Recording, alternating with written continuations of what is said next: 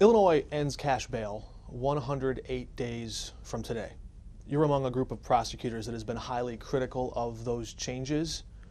Why do you think Illinois Democrats moved to push money out of that equation?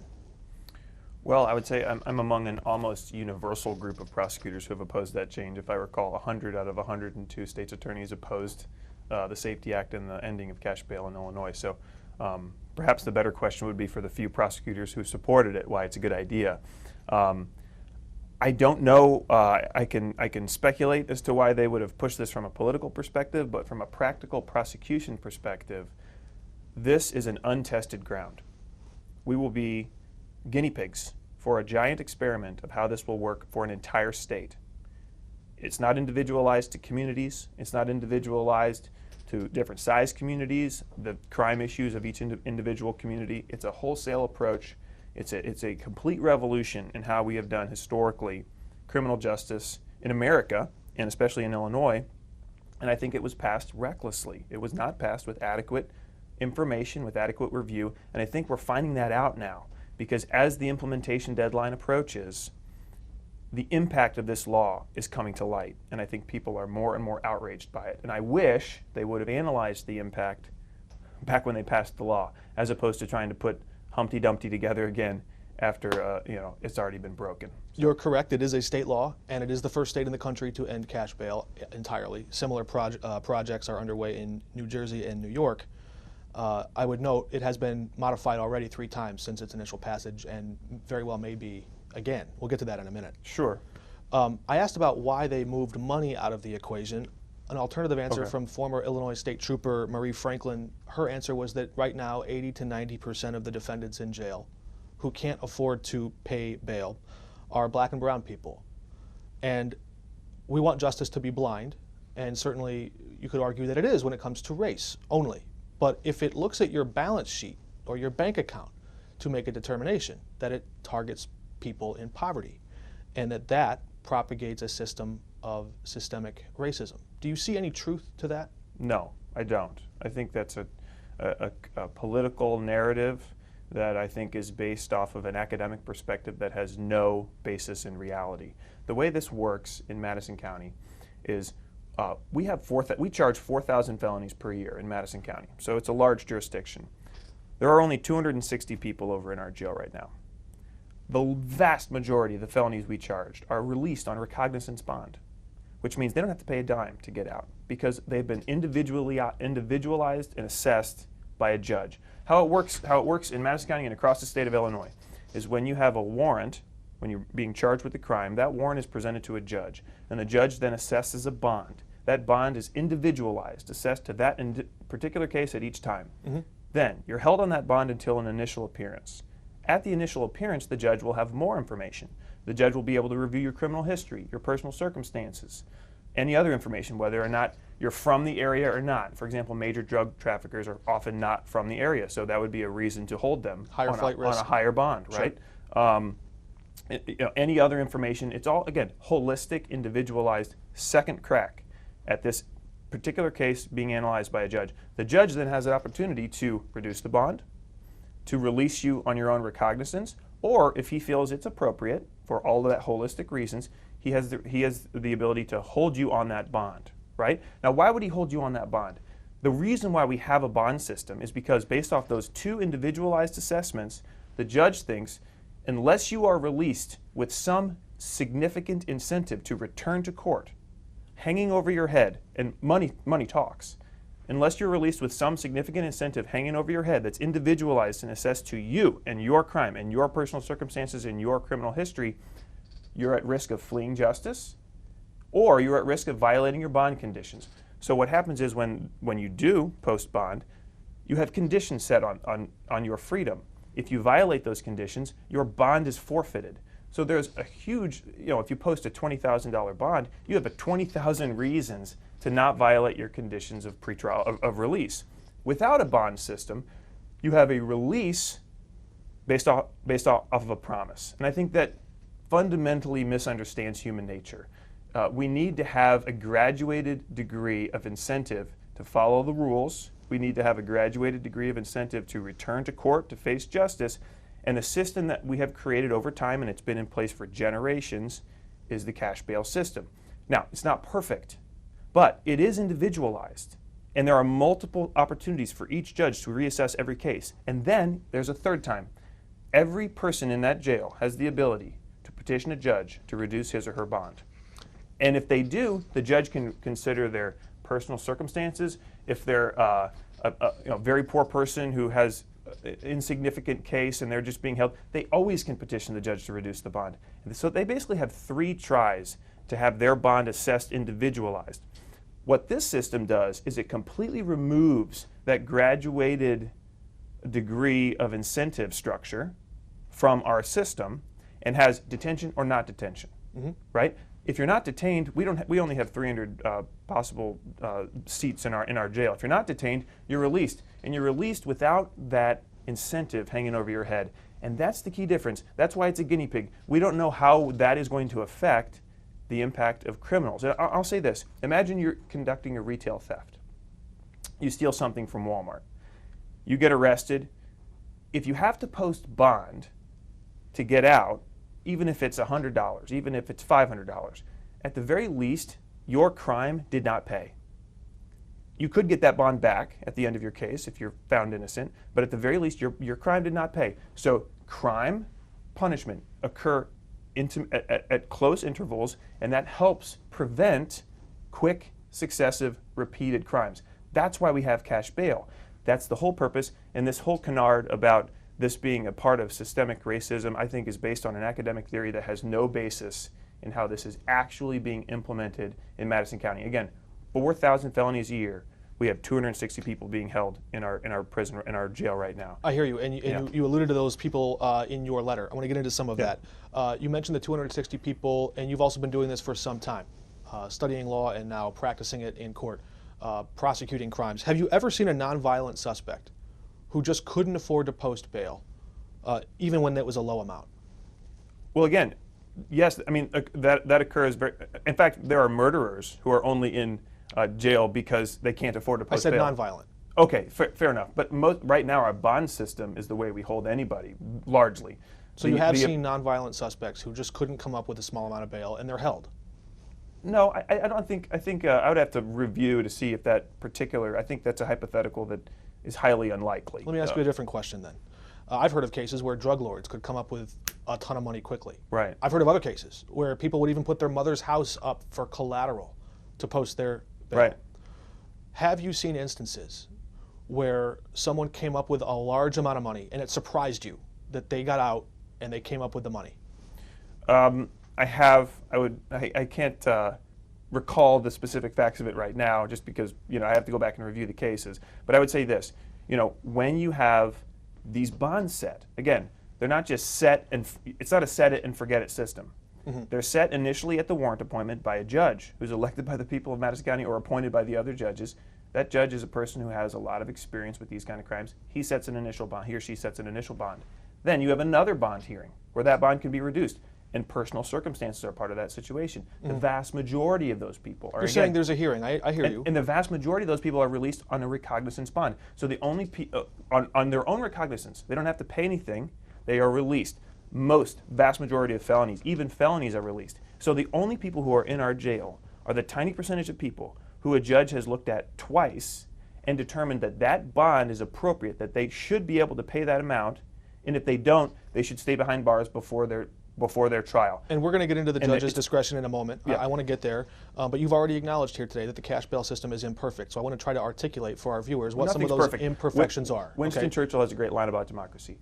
It's the worst system in the world, except all the others. Right. So what's the replacement for cash bail? Well, the legislature might take that up. They might make some more changes. What is even a conceivable replacement for cash bail? I ask you. I mean, I know that you're interviewing me, but cash bail, money talks. Cash bail has a graduated incentive system that's different. You can have 10,000, 15,000, 200,000, $1 million. You can have a graduated incentive system that's based on the severity of the crime, that's based on the person's wherewithal, right, ability to flee or not. And at the end of the day, it all still boils down to how much or whether they can afford it. But what could replace that? What would replace that? If you let somebody out of jail prior to their trial, what could provide an incentive for them to come back? Let me ask you this. This is an interesting question. Yeah. Are you aware of a suspect paying bail, getting out, going on to intimidate a witness, going on to harm someone, going on to commit a repeat offense while they're out on bail that they paid? Absolutely. People violate the conditions of their release all the time, and we forfeit that money. So when they do that, they have an impact on their life. Let's say, for example, you have a nonviolent offender who forfeits, mortgages his mother's house or some other extreme hypothetical to get out, right? You know who's going to make sure he doesn't violate his conditions of pretrial release? People in his social circle, his family, his mom. His mom. Right. And so you have people invested in this rule, in following the rules. And of course, when they violate their conditions of pretrial release, we could revoke the bond and put them back in jail, right? But you acknowledge that the murderers, the rapists, the child sex offenders, those people would no longer, and many of them already have no bail allowed to them, but these people would no longer have that cash key out of jail. If you take away cash bail, they can't buy their way out. So that's true. So in this law, it's interesting. So this law does have one positive aspect, which is that you can detain potentially in a clearer way without possibility of getting out more people prior to jail. But one step forward, 15 steps back, because it doesn't accomplish any of the other goals. It at the same time excludes wholesale entire categories of crimes from even the possibility of detention. And it eliminates cash bail for everyone else. And the elimination of cash bail isn't really about the top-level offenders. It's about low-level offenders. I'm a believer in the broken windows policy of prosecution. I believe that if you prosecute and punish low-level offenders while also giving them opportunities for second chances, you will prevent them from becoming higher-level offenders. And I think this has been proven by studies across the country, and I know it's a conservative ideology, but that's the one I hold. And I think that cash bail, part of the reason why it's unpopular is because it attacks exactly that problem. Mm-hmm. It's not unpopular in this area, I'll tell you, because people in this area know you need to have an immediate impact on offenders' lives or they will keep offending. I understand you're making a strong argument in favor of your position. I wonder, though, just for our viewers' benefit, when a suspect or a defendant pays bond, pays their bail, how much of that money goes to your office? I don't know, actually. It varies county to county in Illinois. Yeah, I don't know. Usually law enforcement. It's an insignificant amount for, I mean, I think our budget is approximately $4 million a year. None of my decisions when it comes to salaries or anything are relating to the possible money that we could get through the bail system. So though 260 people could not pay bail and some 3,000 plus 4,000 roughly could, or were released on recognizance, which is the vast majority of that money, that sum is insignificant in the to operations my office, of your office. And again, I'm not. It's insignificant enough that I don't even know, and I'm very aware of my budget constraints. So, you said that come January 1st, this would be the biggest jailbreak in Madison County history. It's true, and that more than 100 defendants are right now in unless jail. something changes. And we'll get into some of those potential changes in a minute. I want to zero in on potential solutions as you see them. Are you saying that all 130 roughly defendants that are in jail right now are an immediate threat to someone? I'm saying they'll be out. Are they a threat? I'm saying they'll be out. I don't know. I think that the bond conditions have been put on them by a judge twice. They've had multiple opportunities to file for that bond being reduced, and that hasn't been accepted or they haven't filed. And so for whatever reason, again, thousands of hours by many judges have gone into the individualized assessments necessary to result in those individuals being in the Madison County Jail. And I think, who knows? But why would you want to have a complete erasure of all of those individualized assessments, discretion applied by judges in hundreds of hearings, right, over months, all erased based off of a category that was written in the legislature a year and a half ago? Well, I don't know that that's true, but we'll get to that in just a minute. I think it is. is. The complete erasure. And I'm happy to discuss that because I know there's a lot of interest in this. Your letter says this, that criminal defendants charged with forcible felonies that qualify for probation become non-detainable. That's right. Farther down, your same letter says that's not really true, is it? No. Quote the section of the letter that says it's not really true. Explain what is the difference between something that is non-detainable and never detainable? Okay, so there are certain forcible felonies, kidnapping, for example, a burglary, where if you don't have a criminal record, that offense is probationable. Correct. If you do have a criminal record, it becomes non-probationable. And so let's assume a first-time offender status for a burglar. First-time burglar. First-time burglar. The law sets up a status where that first-time burglar is probationable. The law clearly states, among the forcible felonies, the only ones that are detainable are non-probationable forcible felonies. So that burglary is not detainable. Now, only under the unless risk to the public category. No, even in the risk, so that's a misunderstanding of the law. When you have to first be under the category of detainable before a judge can determine whether or not there's a risk to the public. If the law says risk to the public, forcible felony and risk to the public, then that would be an accurate statement. That's what it because says. the law says forcible felony or flight risk. Yes, it does. I can show you. Flight risk. No, that's true. So it says flight risk, but not risk to an individual. So there again, this is a 800-page monstrosity, I think, and it's being misunderstood, I think, even by the people who wrote it. And so the way that this works is you have to first have a detainable offense. If you have a detainable offense, then you assess two things. You either have a risk to an individual, or in some cases to the community, or you have flight. But you first have to have you have to have a detainable offense first, and then you have to have either flight or risk to an individual. I'm going to add a few while we're having this discussion, Yeah. just for people that are just listening to this, Sure. this section alone. There's also if you've used a gun in your crime. That's detainable. That's among the list of detainables. You have for the detainable. How many people commit a burglary without using a gun? Many. How many people commit a robbery without using a gun? Many. Really? A purse snatcher is a robbery. That's not no gun. That's a property crime. Right, but it's a robbery. It's a personal robbery. Mm-hmm. You know, have you ever seen Home Alone? You know, they're getting into the back of the house without a gun.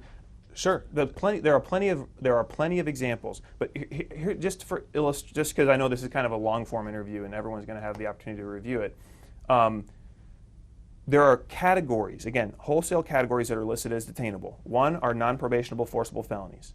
Other ones are certain gun crimes, certain domestic violence, stalking. So those are the limited categories of crimes that can be detained. If they're not on that list, Mark, they are the kinds of crimes for which pretrial release shall not be denied, unless you can show willful flight. Or they violated the terms of their release before, or they used a gun in the crime, or they're a repeat offender. No. So come January 1st, from our assessment of the law, and I have heard no other state's attorney come up with a different conclusion, or judge, from our assessment of the law, come January 1st, you have to have a detainable offense pursuant to the law, and then the felony gets you into the hearing. And then you will have to have had a violation of the pretrial release for that detainable offense. So all those folks in jail, we don't have the ability to say they violated their pretrial release if they're in jail. But some of those people, your own letter says, some of those people in the Madison County Jail are there because they violated the terms of their release. You could go to a court right now and file a motion to say, Judge, keep this person behind bars. I think that would be questionable based on the Safety Act. But the vast majority of people in our jail have not been released and then reoffended on that crime. They've been put on a bond status and been unable to reduce it and are being held pre-trial. And I do think that's an interesting point that you make about the repeat offenders, and that is true. If you're charged with a Class 3 felony or above, and then you're released, pretrial condition, and then you violate that pretrial condition by another Class 3 or above, then you can be detained. Is your reading of the law? But if you've that done a would have to burglary happen before in 2019 and you did a burglary again in 2021, that it has to be the same crime repeated. It cannot be some other repeat offense, some other. Is that your reading of the law? My reading of the law is that that has to happen after January 1st. Right. That has to. So all the repeats have to happen after January 1st, because. So you like to see that language clarified to say if it's a repeat offense at all, going back to. Oh, absolutely. Okay. Well, actually, the easiest thing to do would be to do what the federal system does, which is to allow for detention on any crime if it's in the interest of justice. If there's an individualized risk assessment. Why do we have these categories, Class 3 or above, forcible felony that's non-probationable, some stalking, which is, some class 4s, but not all class 4s. And I won't pretend to advocate for this position. I will just repeat to you what I've heard the legislators say. Sure. Their argument was, if it was a violent crime that put someone's body in harm's way, lock them up. If it was a property crime at a low level that did not harm anyone, but was still a crime, you have your day in court. Let me tell you, so that's based off of a completely academic view of this. I'd be interested to know a single legislator who was a prosecutor who had that idea, because the lists and categories of crimes that are in the criminal code are broad, but the individualized offender is all that matters. So, for example, arson is a probationable offense for the first-time offender. If there's an arsonist, a first-time arsonist, that I can, if it's a first-time arsonist, that's a non-detainable offense. Even if I have evidence under the Safety Act that that person is a risk to another person, maybe I have evidence he's a risk to that same person he committed arson against, I can't detain, the judge can't detain him. The judge can on flight risk. Only on flight risk. Or on violation of terms of release. But again, you can't detain him prior to the violation of terms of release. So the Safety Act forces you... If it's a first-time arsonist, right. The Safety Act forces you to release him first and see what happens. Then if he violates it again, then you can detain him. What I'm saying is you should be allowed to detain him. And it's kind of silly, honestly, to have a situation where a first-time arsonist can be released, and even if I have evidence that they're a risk to another person, I can't detain them unless they stick around. If they flee, I could detain them, but if they stick around the area and are a continued risk to our people in Madison County, then I can't detain them. I mean, that's like a completely opposite how you would expect it to be. The way the law is set up creates surreal scenarios that I can see no way around. This is one of the burglaries, another one. Burglary, first-time offender for aggravated battery. If I have an aggravated battery, that's a probationable offense for a first-time offender.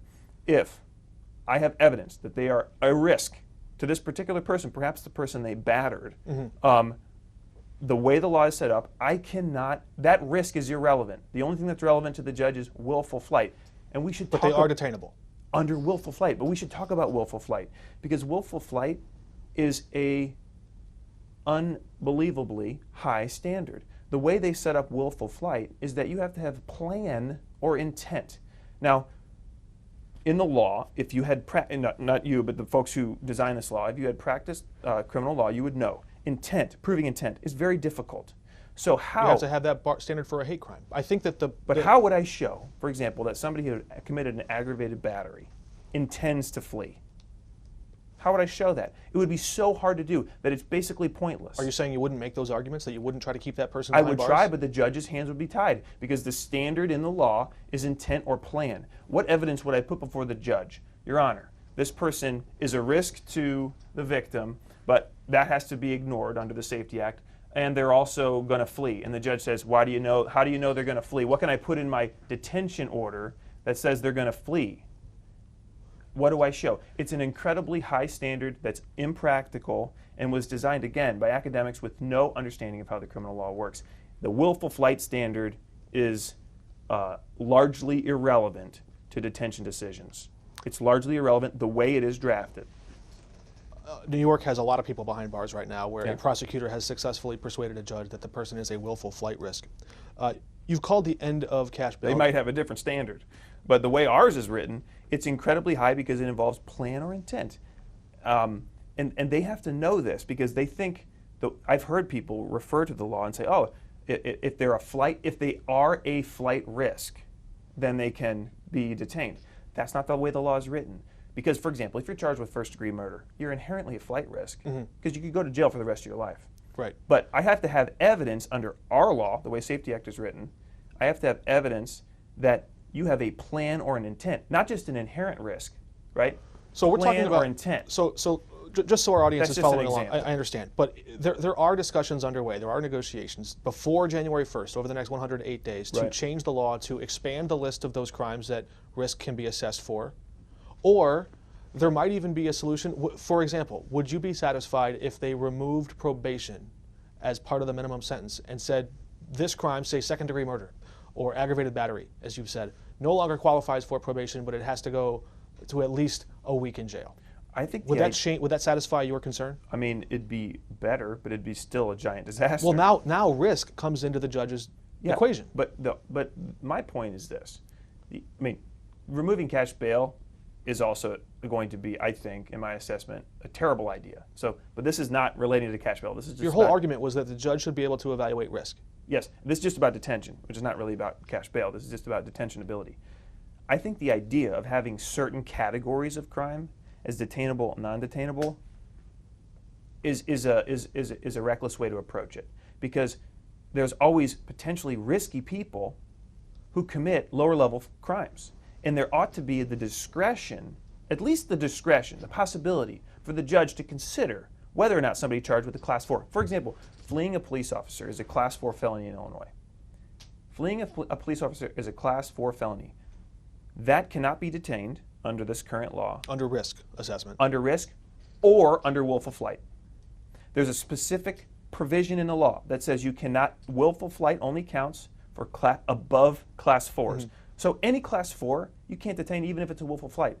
I don't know who wrote that, but I find it hard to believe that a person who has practiced criminal law wrote that, because they ought to know what kind of serious issues are involved in Class 4 felonies. That's just one. Why do we have these categories? Why can't we just have a risk assessment? I know other states' attorneys, I'm not proposing this because I think it has its own issues, because I think we should retain cash bail, but if you're going to get rid of cash bail, have a risk assessment like potentially New Jersey's. A wholesale risk assessment, it's not based on these categories of crimes, it's just based off the risk. I hear you. Yeah. Let's move on to something, because you've described this a few times as an academic question, but it's also a moral question about justice and how our society gets at justice. If a suspect is convicted, and at the end of their trial, their sentence does not punish them with prison, right, but puts them on probation, why should they have to wait behind bars before their trial begins? It depends on the discretion of the judge, because that, again, you're asking this as a hypothetical, but I'm telling you this is a real thing. This affects people's lives. I know, but what you have to do is ask about each individual case. And so you're asking about a wholesale hypothetical, but I'm here to tell you that the key thing is our current system allows individualized discretion by each judge. Correct. Multiple times. And so the new law says that same thing too, that no one factor alone should determine whether a person is released or not. Except it also excludes whole categories of crimes from even giving the judge any discretion. Because if at the end of their conviction, when they are found guilty and sentenced to a punishment, right, if that punishment doesn't put them behind bars at the end, why should it deprive them of their liberty before their trial even begins? Are they truly innocent until proven guilty? Absolutely.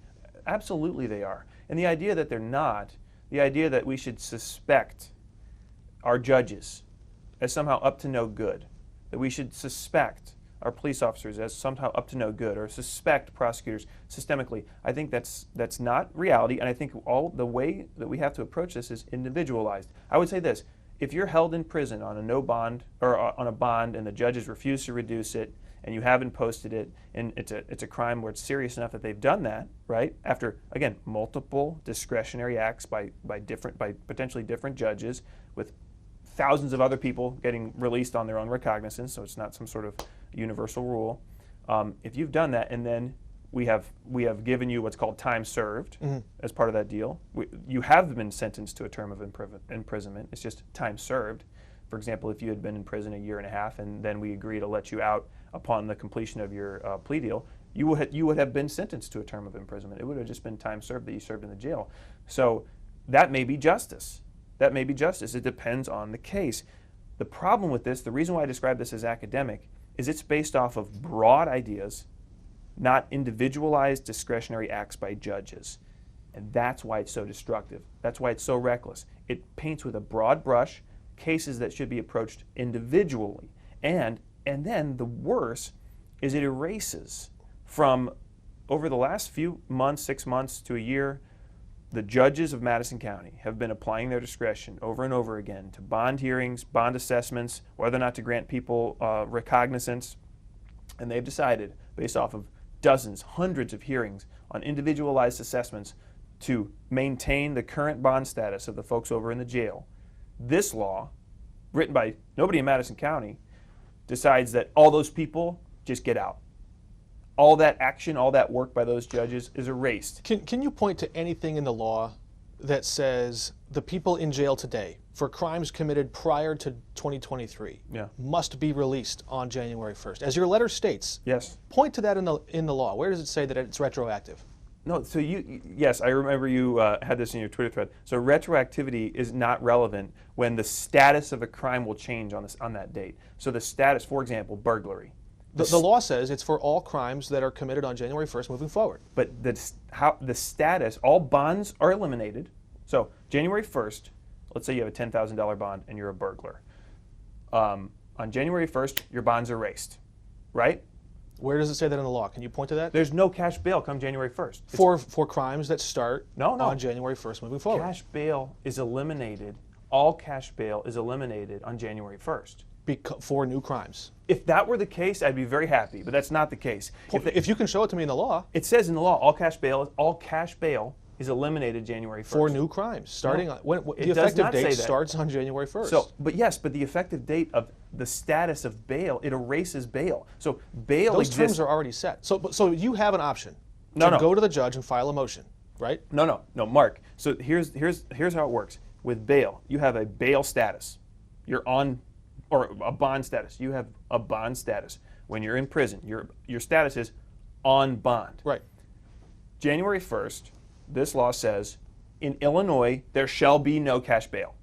There shall be no cash bonds. For new crimes. No, it doesn't say that. It's the effective date. It starts effective January 1st. No, it says there shall be no cash bail, period. So what that does is that erases all current bond statuses that are based on cash bail. So if that's my reading, if that's wrong, in fact, I think that if they were to amend the law and provide a grandfather period, I would be very happy with that, actually. So one way they could do it is they could say there'll be no new bonds granted come January 1st, but all previous bonds granted will still be effective, right? But what they didn't do that. They said there shall be no bonds in Illinois. So on January 2nd, when I come back here Yeah. and interview you again, there's going to be 130 fewer There'll be defendants nobody behind held bars? on a bond. There'll be nobody held on a bond.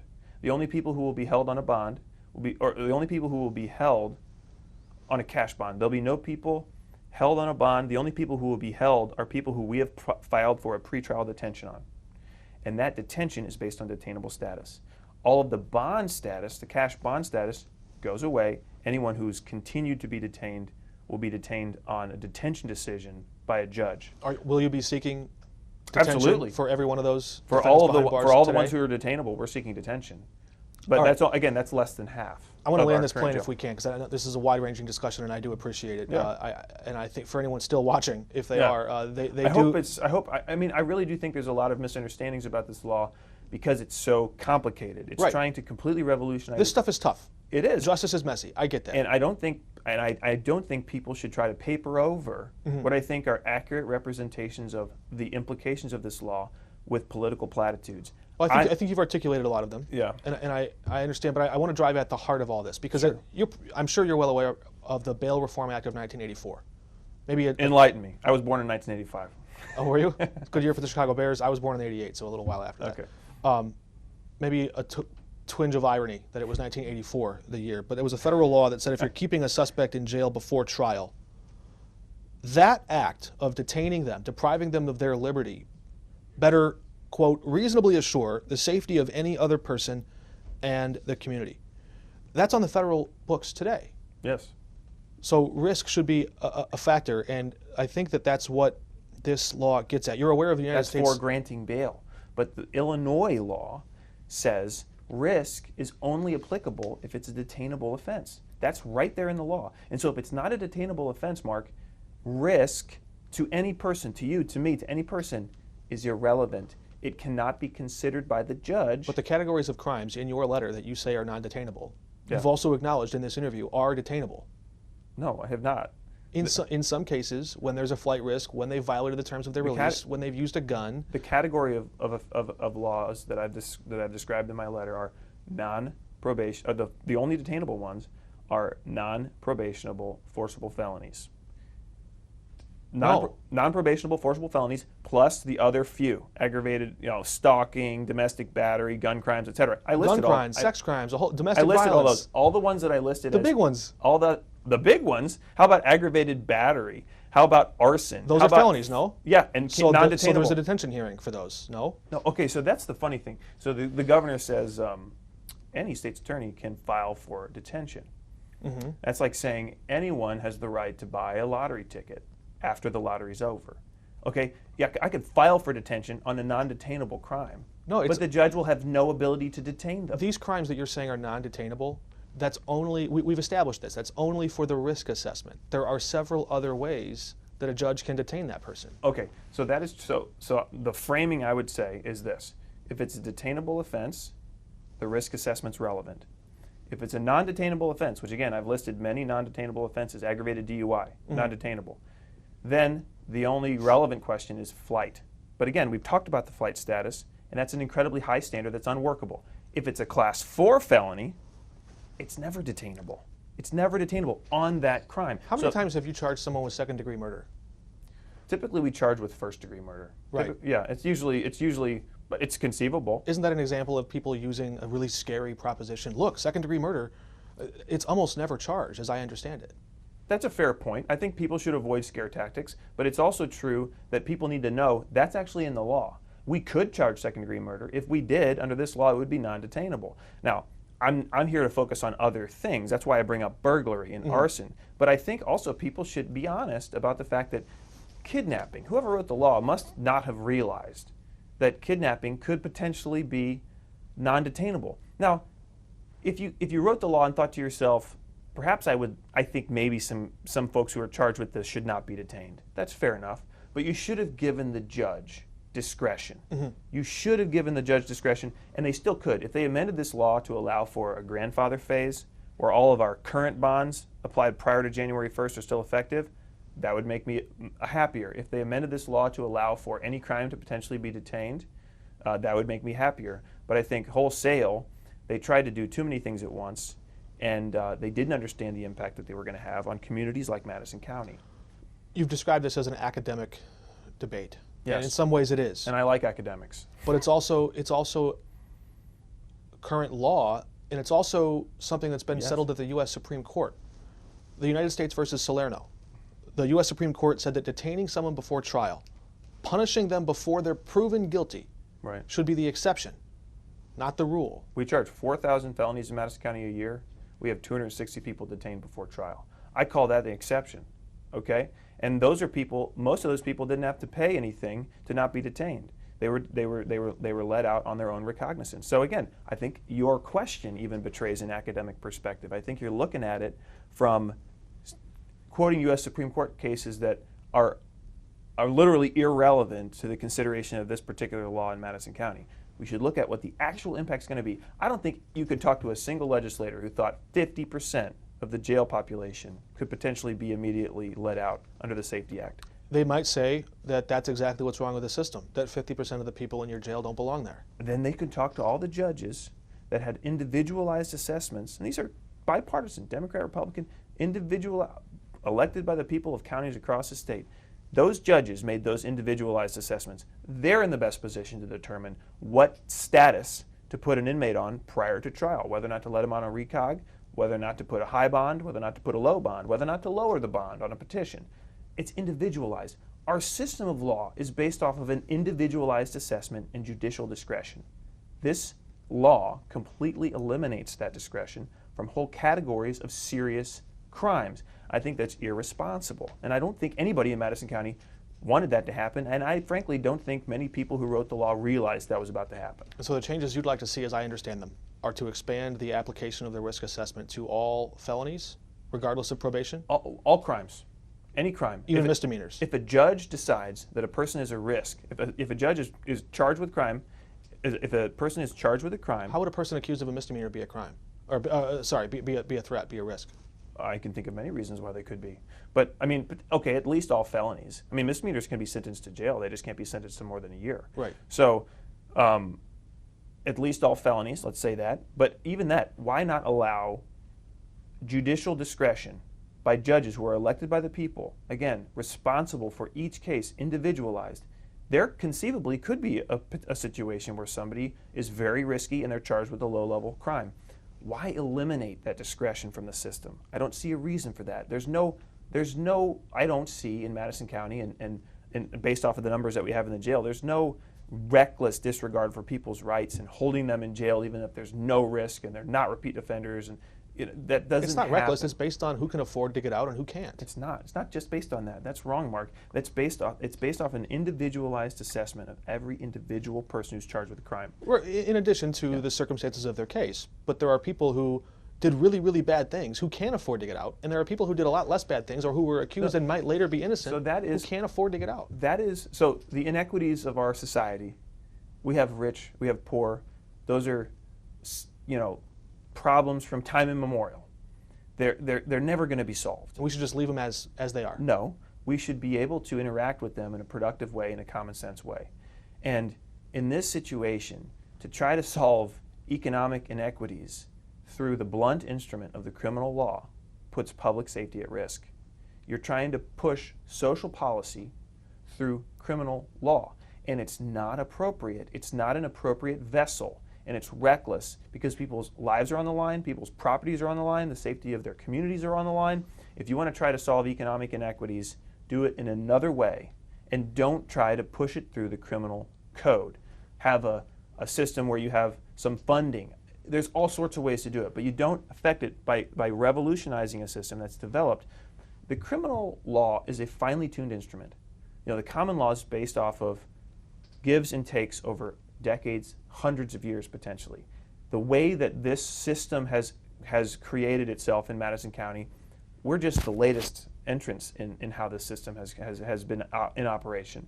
And so to just revolutionize it completely makes the citizens of Madison County guinea pigs. It's the biggest change that this office will have ever seen. It's an enormous change. It's an enormous change. It's not just an enormous change for this office. It's an enormous change for the judiciary. Imagine you're a judge and you see someone who you know is a risk, but now they're charged with a crime that's non-detainable. How can you, that is, I think, unbelievable that they'll no longer have the ability to detain that person. But that's what the Safety Act says. There's an attempt to paper over that. Now maybe that's positive because people realize that can't be right. And so maybe they'll change the law to eliminate those possibilities. I hope so, but they have to do it before January 1st because the clock is ticking. I think you're well aware those discussions are underway. I have seen a lot of discussions over the last year and a half. People have been raising a lot of concerns. The law's been changed 3 times over that period. Right, in minor ways. And I think in ways that your office and state's attorneys approved of. Approved, yes. I mean, it made what is a giant disaster just a little bit less giant disaster. So they're open to changing it, is what I wanted to get at. I know, appreciate this discussion. And I congratulate them on being open to change it. But, I do appreciate. I want to land this plane eventually. I appreciate the discussion. My last question to you would be this: at a press conference yesterday, Governor Pritzker said that this law does good things because it keeps dangerous people behind bars and doesn't give them a way out, but that what this law is trying to do is to make sure that the criminal justice system that you have inherited, the system that's been churning through Madison County and across Illinois for these last many years, doesn't lock up that single mother who stole diapers for her child. Would you like to respond to that? I appreciate the governor's good intentions, but there's a saying, the road to hell is paved with good intentions. What I care about is what the actual law says and the impact of this actual law, what he signed, the words that are written on those pages. And I think that his statements have betrayed a misunderstanding of the very law that he signed. And I think the best way forward is for people to be honest about the actual impact of this law, the real rules that it contains, and to figure out ways, if there needs to be changes, to figure out ways to do it quick. Because this will have a major impact on public safety in Madison County. It will result in approximately 50% of our jail population being released without paying a dime come January 1st. And I don't think the citizens of Madison County or the citizens of the rest of the state think that that is appropriate, and it needs to change. Can you say that none of the people in the Madison County jail right now? Nobody's in jail right now in Madison County for stealing diapers. Not for stealing diapers. That's what that was before a low-level offense that just couldn't afford to get out. So I can't. So we have 260 people in the jail. I'm not aware of the precise analysis of. I hesitate to make a promise like that because Again, there's an individualized assessment. For example, there could be repeat offenders, multiple retail thefts, for example, which is a lower level offense. But if you have 8 of them, and you keep violating your bond conditions, potentially you're going to be behind jail. So I hesitate to play this academic. Well, you do zero in on something that I think that they articulated. The Democrats articulated when they were making the case for this. They wanted to draw a red line between property crimes and violent crimes. So that reveals also, and I know we're trying to land this plane, but that reveals also something I've heard before. Somehow property crimes there are victims. Are victimless. And they're not serious. They're a different degree of crime, no? I know, but there is an academic narrative, and I think it's within the progressive criminal justice reform world that discards property crimes. There was even a statement made, it's not violence if you just have a property crime. It's violence if you hurt someone. I think that betrays, again, a complete misunderstanding of how criminal law works. You have individuals who are committing property crimes. If they're breaking into houses, if they're breaking into stores, if they're destroying property, those are the individuals who are risks to everyone else as well. It betrays a misunderstanding of human nature, and it betrays a misunderstanding of how the criminal element and the criminal world works in reaction to police, in reaction to prosecutors. Your position is that person has already crossed the line and therefore is more likely to create new victims. Absolutely, and I didn't write the law. That's what the law says, okay? Violating a property crime is a crime, and it needs to be punished, otherwise we're going to get more of it. So there may be low-level offenders in the jail, but they're offenders who have been subjected to multiple individualized assessments by Madison County judges, Republicans and Democrats, and that judge has determined that their bond condition is appropriate. And I think it should be obvious to people watching this that even those people who get out without having to pay cash bail will still have their day in court, may still face a real punishment under the justice system, but they would just have their liberty until their trial. That's right, and they would have a complete erasure of all of those conditions, that major condition on their release, which is the financial. Money talks, and if you have hanging over your head several thousand to tens of thousands of dollars for you to actually follow the conditions of release, what we have found through trial and error in this country is that helps people actually follow the rules. They'll be out, they'll have conditions on their release, but they'll be based on their promise. If they violate those conditions on their release, they won't lose any money. I think that's harmful to public safety, to remove that incentive for people to actually follow the rules. And I think we will see how the removal of cash bail works in Illinois. I do not predict positive developments when it comes to crime in Illinois, because I think there's a reason for it. And there's a quote that I've heard, you don't tear down a fence before you first figure out why the fence was put up. And I think we've just been ripping down fences in Illinois in the criminal justice system, and we'll see how it develops. And I'm not happy about it. I don't know a single person in law enforcement or in criminal prosecution across the state of Illinois, with probably 1 or 2 exceptions, who is happy about it. And we will see, but it's not a pretty picture going forward. A lot of changes are coming. Thanks for the discussion. You got it.